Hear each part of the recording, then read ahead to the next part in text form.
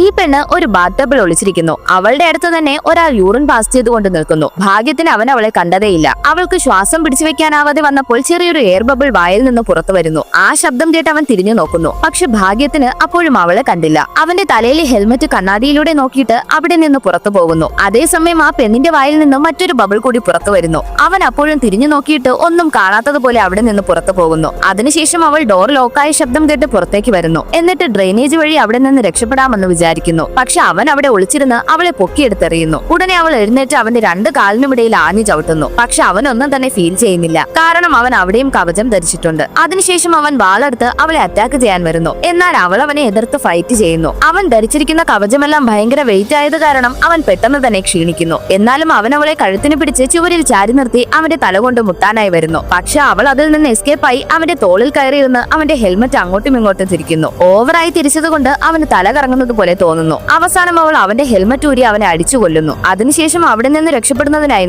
നോക്കുമ്പോൾ ആ രാജ്യത്തെ രാജാവിനെയും രാജ്ഞിയെയും എല്ലാം തടവിലാക്കിയിരിക്കുകയാണ്. ആക്ച്വലി ഇവളും ഈ രാജ്യത്തെ രാജകുമാരിയാണ്. ഇവളെ ഇയാൾക്ക് വിവാഹം ചെയ്ത് നൽകാൻ തീരുമാനിക്കുന്നു. പക്ഷെ അവൾക്ക് അവനെ ഇഷ്ടമാവുന്നില്ല. അതുകൊണ്ട് വിവാഹ ദിവസം ഇവൾ അവനെ റിജക്ട് ചെയ്യുന്നു. അതിന് പ്രതികാരം ചെയ്യാനാണ് ഇവൻ എല്ലാവരെയും തടവിലാക്കിയിരിക്കുന്നത്.